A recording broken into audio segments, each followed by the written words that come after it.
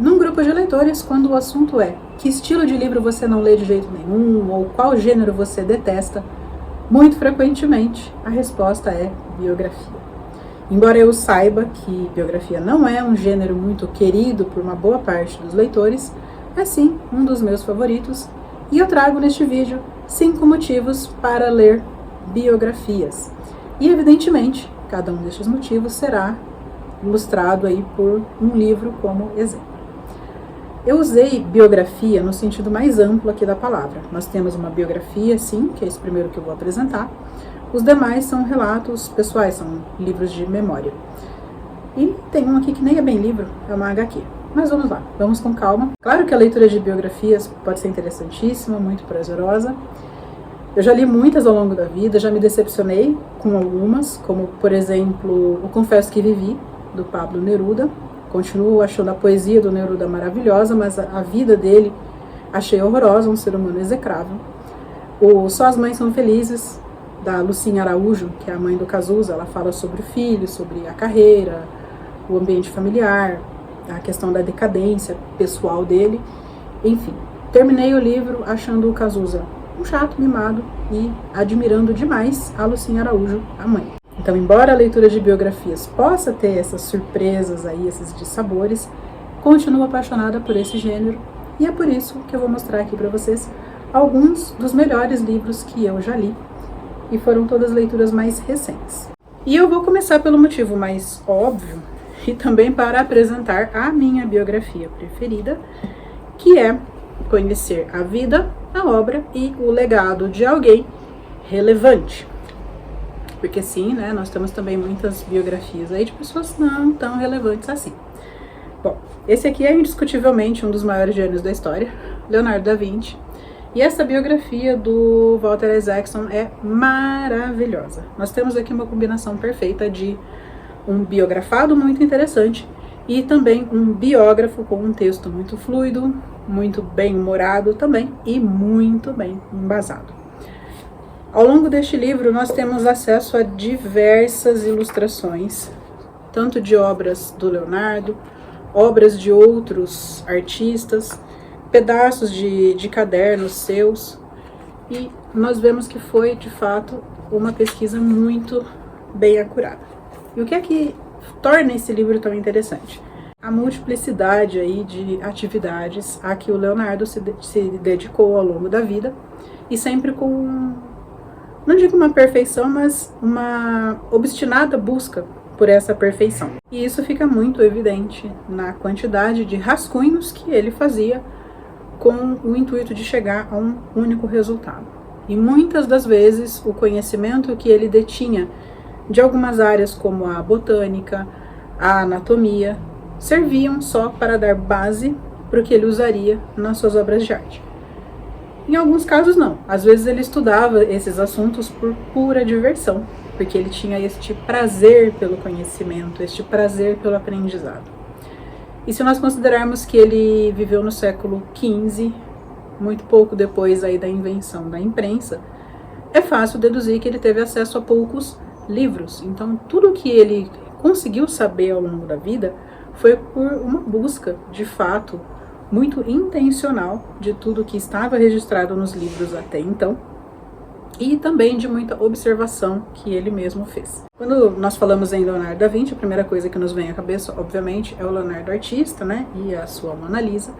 Também é muito sabido que ele foi um excelente inventor, um estudioso de matemática, um engenheiro, mas ele também se envolveu com a arte de outras formas, como, por exemplo, sendo figurinista quando bem jovem, e até como produtor de espetáculos depois de já ter atingido uma certa fama nas outras atividades da vida. Foi uma pessoa ímpar, que viveu muitas vidas em uma só. Eu confesso a vocês que quando eu comprei este livro, eu comprei com o intuito de apreciar o intelectual, de apreciar o artista, o engenheiro, mas o que esse livro me fez foi apreciar o ser humano, como Leonardo era incrível. E o livro não se propõe a isso, ele não tem esse intuito de tratar o biografado como uma sumidade. Inclusive, no começo do livro, O autor já fala isso, que o Leonardo, como qualquer pessoa, tinha os seus defeitos, tinha as suas manias. E ele fala sobre tudo isso com muita naturalidade. E eu amei conhecer essas outras facetas de uma pessoa que parece ter sido tão educada, tão benquista. Né? Leonardo é sempre muito bem referenciado pelas outras pessoas. Tem as suas briguinhas aqui e ali com um com o outro, inclusive com Michelangelo, que ainda era jovem quando ele já era mais adulto. Mas, de todo modo, Leonardo renasceu para mim, sabe, como uma criatura encantadora. Uma pessoa agradável, doce, educada, gentil e excêntrica. Muito excêntrica. E este livro me fez ter uma perspectiva diferente também a respeito de história, de como é que se vivia nessa época aí dos anos 1400, 1500. Leonardo da Vinci foi um filho bastardo, para a sorte dele, como está escrito aqui no livro. E quando a gente pensa em filhos fora do casamento, nessa época dos séculos XV e XVI, a gente sempre imagina algo muito doloroso, muito excludente para a vida da criança, né? Em partes, sim. No entanto, entre aristocratas e pessoas com mais dinheiro, o filho bastardo não era tão escandaloso quanto era para as pessoas mais pobres. Tanto é que o Leonardo, por muito tempo, morou com o próprio pai, morou com o avô, mesmo sem ser um filho legítimo.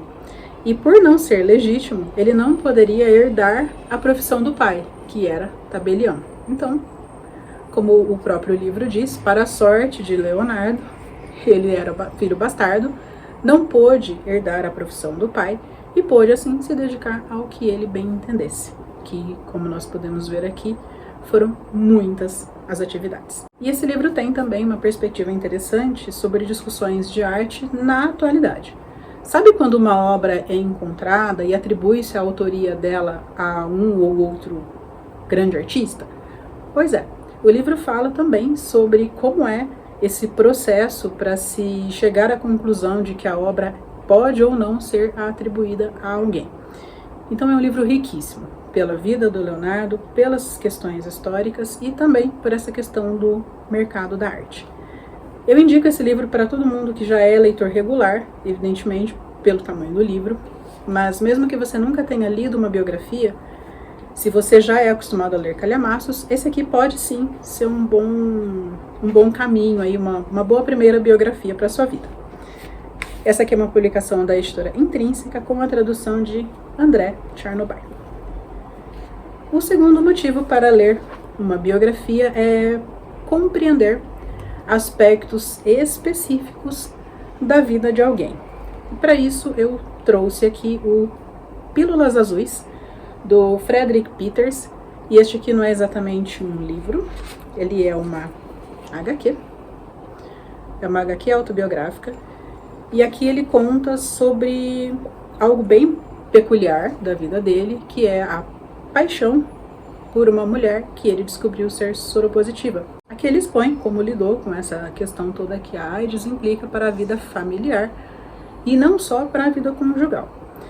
Quando ele conhece a moça, né, que é esse grande amor da vida, eles ainda estão bem jovenzinhos, frequentando festas, com amigos em comum. Ele se apaixona por essa moça, mas a perde de vista por um tempo. Quando eles se reencontram, ela já está contaminada, ela já está separada do marido dela e com um filhinho pequeno para criar. Então nós temos aí a questão da AIDS para a adulta e também para o bebê, porque sim, ele também é soropositivo e requer uns tratamentos bem específicos. Então o Frederick Peters fala sobre isso, sobre como foi o processo de negação, de aceitação, de revolta, com todas as implicações que a AIDS trazia para a vida da namorada e do enteado. Eu gostei demais da aparente honestidade com que ele trata aqui desse tema, porque ele também se coloca como uma pessoa muito vulnerável e às vezes não, né, sempre, muito impotente diante de tudo que está acontecendo, mas ainda assim querendo ajudar aquela mulher, aquela criança e querendo que elas façam parte da família dele. É uma HQ muito bonita e bem gostosa de ler. Aparentemente, assim, o tema é pesado, mas a forma como ele escreve, a forma como ele desenha, torna tudo mais leve. É uma HQ gostosa de se ler. É uma publicação da editora Nemo com a tradução de Fernando Scheib. Um terceiro motivo para lermos biografia é exercitarmos a nossa empatia, a nossa capacidade de nos colocarmos no lugar do outro. E o livro que mais me fez sentir isso foi o Só Garotos, da Patti Smith, que eu só conhecia como cantora, mas quando conheci por meio deste livro aqui também passei a apreciar como escritora. Vocês já viram alguém falar mal desse livro? Porque eu não. Ele é muito elogiado, normalmente as pessoas que leem gostam, ele é muito panfletado por aí, e ao ler eu consegui compreender por quê. Ele é também um belo retrato do que foi Nova York, ali nos anos 1960, 1970, de como foi o desenvolvimento da indústria do rock, da indústria da música, da moda também. Mas o que eu achei mais impressionante nesse livro aqui são os relatos mais pessoais da Patti. E ela passa por alguns momentos assim bem complicados. Desde as dificuldades normais de uma família mais pobre, de onde ela vem, até as dificuldades que ela passa já depois de adulta, tentando viver da própria arte com o Robert, que foi o primeiro companheiro dela, o que incluía fome, a falta de um lugar para dormir, a incerteza sobre os dias seguintes, e nesse meio tempo aí tem também uma situação que, bom, não vou considerar que é spoiler, porque acontece mais no começo do livro, que é a gestação da Patti, a primeira gestação. Ela dá à luz a uma criança, não tem a menor condição de cuidar daquele bebê, e ela o entrega para adoção. Esse relato dela, de como foi a gestação e do ato de amor, de altruísmo que foi para ela, garantir um futuro melhor para aquele filho, são de cortar o coração. Eu li esses trechos ali com a lágrima beirando no olho. E me parece um livro muito honesto, muito sincero, porque ela não passa pano para si quando vai falar, por exemplo, da época em que ela usou drogas, da questão do álcool na vida dela e do Robert. E é engraçado esse livro, porque a gente começa sabendo que ela e o Robert, esses dois aqui da capa, eles não vão ficar juntos. Ela está casada com uma outra pessoa, mas ela manteve a amizade com o Robert até o fim, e ela prometeu escrever esse livro aqui para ele. E é um livro muito, muito, muito rico, culturalmente, como eu disse, mas especialmente por nos apresentar esses lados nada glamurosos da vida de alguém que saiu de um lugarzinho pequeno, foi para a cidade grande tentar a sorte com a arte e lutou muito para chegar até onde chegou. Recomendo demais. Esse aqui é um livro publicado pela Companhia das Letras, com a tradução de Alexandre Barbosa de Souza. Esse livro que eu acabei de mostrar poderia muito bem ilustrar esse próximo motivo que eu vou apresentar agora, que é compreender movimentos culturais e desenvolvimento de certas tecnologias ou de certos mercados, que é o caso de Autobiografia da Rita Lee. Por meio da história da Rita, nós conseguimos compreender como era e como foi se tornando o mercado da música aqui no Brasil. Não só da música, ela fala um pouquinho também ali de outros artistas que eram mais vanguardistas, como ela, mas, evidentemente, né, a Rita Lee conhece mais e fala mais sobre o mercado em que ela estava inserida. É muito interessante aqui quando a gente observa, por exemplo, como eram os lançamentos de disco bem no comecinho da carreira dela. A divulgação do disco era algo assim bem artesanal. Eles iam de rádio em rádio com um disco embaixo do braço, tomar um cafezinho ali e falar: olha, tá aqui meu disco. Não tinha jabá e não tinha essa cultura que existe hoje de se contratar o empresário que vai fazer todo esse rolê para divulgação. É muito gostoso ler a relação da Rita e dos Mutantes com outras pessoas, outras figuras da música. Tanto alguns que ainda estavam em começo de carreira, como por exemplo o Gil, não era tão começo de carreira assim, mas também não era essa fama toda que ele tinha. Ele e o pessoal da Tropicália. Assim como o apoio que a Rita recebeu de gente que já era grande na indústria, como por exemplo a Elis Regina. A Elis já era tudo que ela viria a ser, ela já era muito famosa, muito polêmica e muito temida também pela indústria, pela personalidade forte, né? E ela foi inclusive responsável por salvar a Rita Lee e o bebê que ela esperava de uma possível morte. A Rita Lee tinha sido presa, acusada de estar portando drogas, e ela diz que não estava. E eu acredito que ela não estivesse mesmo, porque ao longo de todo o livro ela não passa pano para os próprios vícios. Em muitas ocasiões aqui ela fala abertamente sobre o abuso de algumas substâncias proibidas, mas ela fala que quando ela estava grávida, ela não usou. Foi acusada de estar com drogas, foi presa e teve um sangramento na cadeia, e a Elis Regina soube disso e foi até a cadeia, fez um escândalo até que a Rita fosse atendida e o sangramento fosse sanado. E todo esse livro tem um tom, apesar dessa história triste que eu acabei de contar, né? Mas todo o livro tem um tom muito divertido. A Rita Lee era essa pessoa mais extravagante mesmo, né? Muito bem-humorada. E ela dá esse tom todo para o livro. Ela é muito sarcástica em alguns momentos, dá alfinetada em meio mundo. De outras pessoas ela fala mais diretamente. É um livro gostosíssimo de se ler. E além disso, um livro muito bonito, com muita fotografia para quem gosta. Ah, essa aqui que bonita. Existem vários blocos aqui de fotografias, tanto dela já popstar, como eu acabei de mostrar, quanto dela ainda criança. Olha que bonitinha. E a Rita tem um lado que eu desconhecia, que era o lado mais espiritualizado. Fez questão de batizar todos os filhos na igreja. Pelo menos para mim, isso foi muito surpreendente. Eu amei conhecer um pouco mais sobre esse lado humano de alguém que normalmente é vista só como uma rebelde.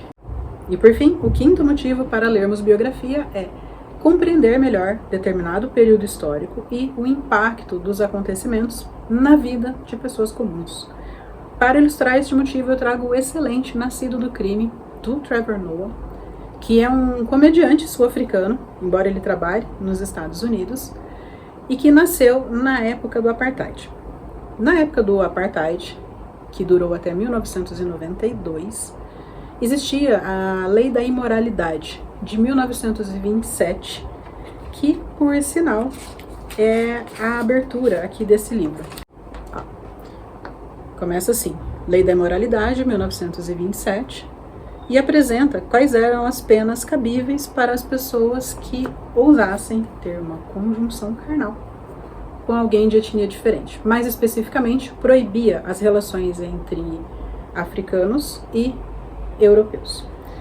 Bem, o título deste livro é bastante literal, porque o Trevor é filho de uma sul-africana com um alemão. Então, a própria existência do Trevor já era a prova desse crime cometido. Então, por muito tempo, a família do Trevor precisou escondê-lo das outras pessoas e principalmente da polícia, para que não houvesse algum tipo de desconfiança que pudesse até levar a Patrícia, a mãe dele, para a prisão. O Trevor nasceu quando o regime do Apartheid já estava começando a perder força. Já começavam algumas retaliações, algumas movimentações de outros países contra a África do Sul. Então, essa preocupação com a opinião externa acabou fazendo com que a fiscalização em torno dos frutos desses crimes ficasse um pouco mais frouxa. Um pouco mais, não totalmente. A segregação em si ainda existia. Existiam lugares específicos para as pessoas pretas e outros para as pessoas brancas. E aí, e o Trevor? Onde é que ele se enquadraria? Pois é.